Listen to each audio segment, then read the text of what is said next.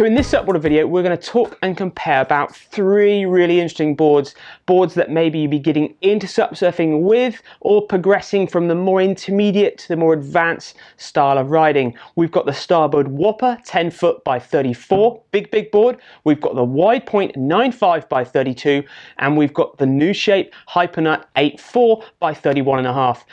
So Starboard have been making these 3 boards for a few years now. Yes, the Hypernut is a slightly tweaked design, new shape, new size this year. The Whopper is the same size as last year, and the Widepoint is as well. The Whopper comes with a really interesting construction, which we're going to talk about, but really we're going to try and drive in why these boards are different to surf, but really we're going to try and drive into who should be looking at buying these boards and what sort of performance are you going to get out of each board in general.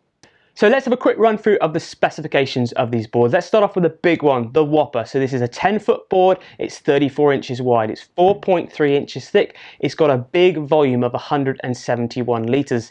It can take riders up to 110 kilos quite easily, and this one retails at an amazing price of £799, and it only weighs 10.2 kilograms, and that's all because of the light tech construction, which we'll speak about in a minute. And the Widepoint to my left is the 9.5 by 32. That's again 4.3 inches thick, same thickness as the Whopper. It's 153 litres in volume. It weighs 10 kilograms in weight, and it retails at £1,199, and this is in the Starlight construction. And this also will take 100 kilo riders quite easily, but maybe even to 105 kilo if you're a little bit more expert with your footwork. And the Hypernut is the new shape one for this year. It's the 8.4 by 31.5, 4 inches thick, so it's not as thick as these 2 boards. Brings the volume down quite a bit, 140 litres. This weighs 8.9 kilograms, and it again is in the Starlight construction, and it retails at £1,199. And riders, maybe we're looking to slightly more advanced base riders, probably around 110 kilos as a max weight really. So there's the specifications of the 3 boards. Let's talk about the constructions. Obviously the Widepoint and the Hypernut are the same construction. They're both in the Starlight construction. We've done reviews of not this year's Starlight construction, but 2018 year's Starlight construction, and it's a very standout, very strong, hard-wearing construction. It has been year on year. They've improved it even more this year. You've still got the standout scratch-resistant parabolic carbon rails. There's multiple layers of glass in this board and reinforcing, Australian pine under the standing area, and also the main core of the board is a moulded core, so there's no wastage. It's very good for the environment. The Starlight for us is really a good standout construction. It's halfway between top-end performances like the blue carbon and to the lower, cheaper construction. So moving on to the light tech construction. Now the light tech construction is a construction they've offered to a few of their key board sizes. So you can get the Whopper obviously in the light tech, and you can also still get it in a Starlight as well. But the light tech construction is an amazing good value construction. It's still got the molded foam core, so it's not wasting anything. It's good for the environment. It hasn't got as many glass layers or stringers as the Starlight construction, and the rails aren't as reinforced as the Starlight construction. Having said that, it has got a very hard wearing epoxy sort of skin wrapped around the whole of the board, and it's still got the Australian pine veneer under the standing area to give the board good reinforcing. So it is fairly hard wearing. It's definitely not going to be as tough as the Starlight construction, and if you were surfing in really big surf, this wouldn't be the strongest board to take out, but definitely for the sort of small to mid-sized waves and general paddling, the light tech construction can easily hold its own, and again, for the weight, it's a phenomenal construction of board. So talking a bit more about the features of the boards, all the boards come with the Super Starboard IQ recessed carry handle, really comfy, really grippy, great for carrying long distances. The Light Tech Whopper is fitted with a crocodile deck grip, which is really good looking, fitted in really nicely with the colorways and the graphics on the board. And then at the back of the tail, it's switched to a diamond grip deck pad. It's great, so you have a bit more feeling on your back foot. You can also feel whereabouts you are, because again, foot placement when you're getting surfing is really crucial. The Widepoint and the Hypernut in the Starlight constructions have also got a recycled deck pad, the same as the Whopper, except it's not crocodile grip. It's diamond checked right throughout the whole of the board, and they're also finished off with large tail kick pads or stomp pads, so you can whack your foot against them. Gives you a bit more grip, gives you a bit more understanding of where your foot is on the board. But then again, these two boards, the Whopper and the Hypernut, are a little bit more geared up to that more extreme surfing. So using the three boards on the water. Now, you guys have probably all guessed it, they're all very different sizes, which means you're going to get bigger riders on the bigger boards, and the bigger boards are going to be way more stable and easier to paddle. And that is absolutely true, but doesn't mean that the bigger board does not surf. This is an absolute crucial thing we've got to get across in this video, is the Whopper is an outstanding, and I mean outstanding, big board to surf. Let me put it in perspective. This is a 34-inch wide board.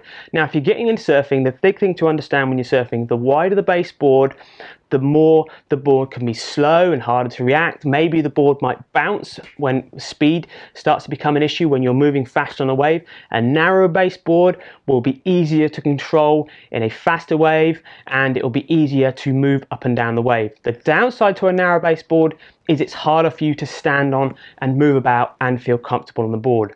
So a 34 wide board is the widest surf shape we have ever tested, and this does not surf like a 34 wide board, but then we haven't tested a 34 wide board before, but anyway. So it surfs like a much narrower base board. It surfs, to be honest, very similarly in feel and ease like the wide point at 32.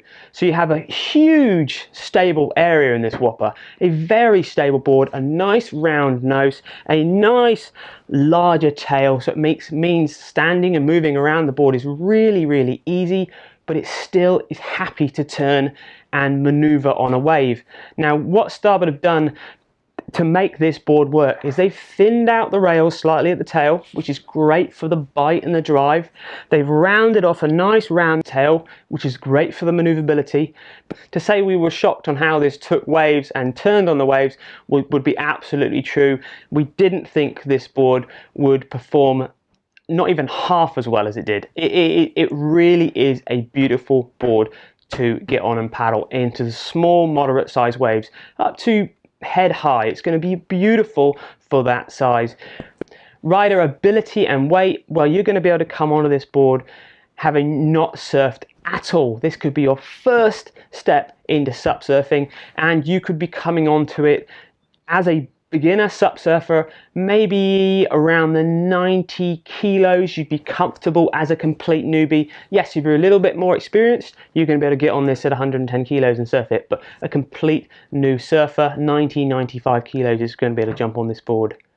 So what's the big difference between the Whopper 10 foot by 34 and the wide point 9.5 by 32? Obviously the length and the width, it's shorter, so it's going to be a little bit more compact and easier to turn, and it's not so wide, so it's going to be able to handle speed a little better. But really, let's look at the outline shape. Let's look at the wide point. The wide point is much more pulled in at the nose, much more pulled in at the tail. A more pulled in board is going to offer you more performance. It's going to offer you an ability to turn the board faster, but then the downside is it's not going to be so stable. You're going to find it's going to wobble up at the nose, and it's going to have less stability back at the tail. They've squared off the tail of the wide point to make it a bit quicker again, so a bit better at driving and releasing the water. And the rocker line is a big thing to look at the wide point. The Whopper is a much flatter base board. When you have a flatter board, it means it's easier to pick up and catch waves, because the flatter the board is, the more glide it'll have. And when you have more rocker, it's going to be it's going to be slower to catch those waves. But the advantage of having more rocker is that you can get into a tighter, more steeper part of the wave, and the board's going to be able to cope with that much easier. A flatter board is just not going to cope in a small critical section of a wave. But really, the wide point range is really gearing up for more the intermediate base surfers, or the surfers who are a larger paddler but a more experienced paddler, and they know what they want to get out of a board on a wave. The rails are more thinned in at the tail, offering you a bit less volume but way more performance, way more drive on the bottom turn. We've used the wide point in several tests before in the smaller sizes and the bigger sizes, and it is a beautiful all-round based board for an intermediate advanced rider. Weight wise, up to 100 kilos they recommend, but really you could push up to 105. If you wanted to sort of fast track, maybe you've done a few SUP surfing days, sessions, and you want to buy a board, you could enter the SUP surfing sport in the wide point, but maybe look towards the bigger ones if you want a bit more glide and a bit more easygoing because of catching waves early.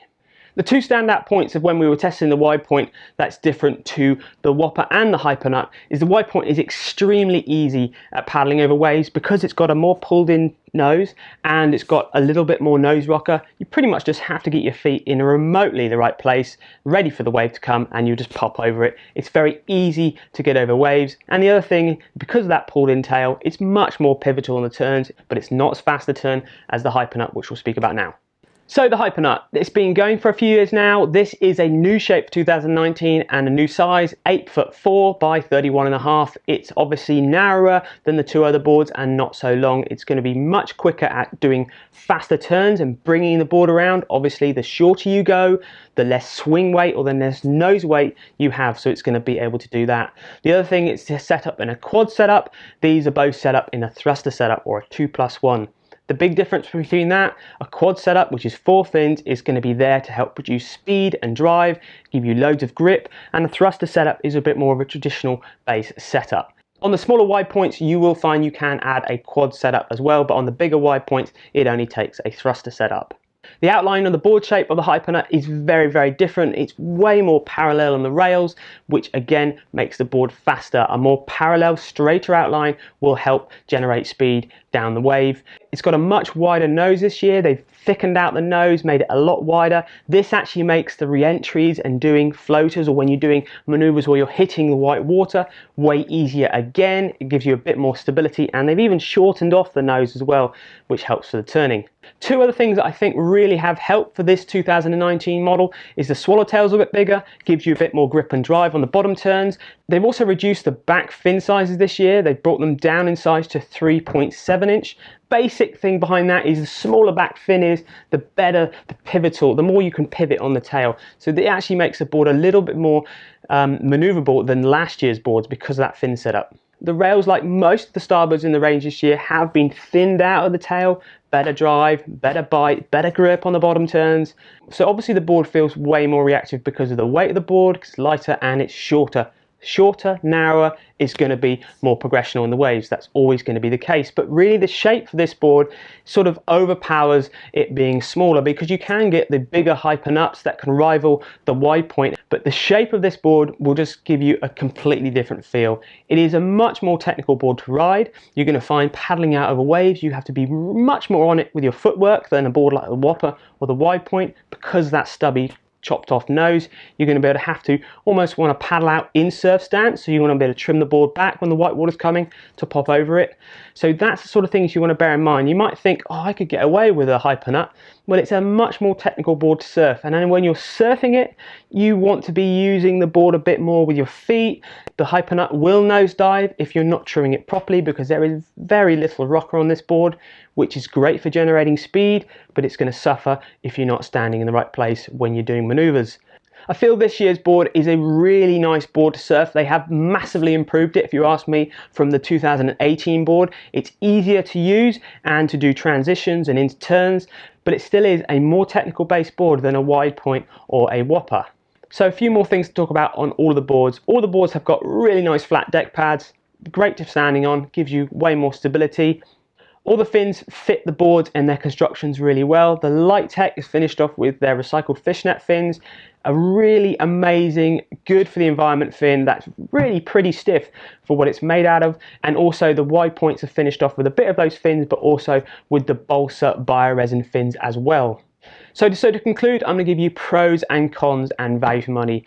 The pros for all of these three boards, the design and who they're aiming at with the price point, they are completely spot on. The Whopper is a fantastic board for getting bigger people into SUP surfing or really lower level people into SUP surfing. It's going to suit a wide range of people surfing up to head high, and it's also going to be able to flat water paddle as well. The construction of the Light Tech is absolutely phenomenal, and I bring value for money on there. $7.99, you can get yourself a board that is going to surf and paddle really well, and it's from a main brand. I cannot fault this board at all. It's, for me, the test winner if we were going to test all these three boards together.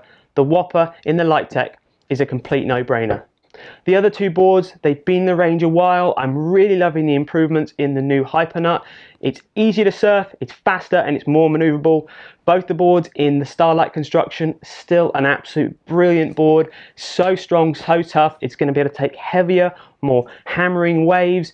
And with the rail construction, it really is hard wearing. The wide point sits in between the two, between the Whopper and the Hypernut, and it's definitely more of a traditional based surfing board than its stubby nosed brother. It's going to suit a lot of people, the wide point, and there's a big range of boards to choose from. It's similar shape to last year, but still it was an amazing shape last year, so it's a great board. The price points for these two boards as well, I think it's a very good value price point, £1,199. You are right down at the low end of the £1,000 mark.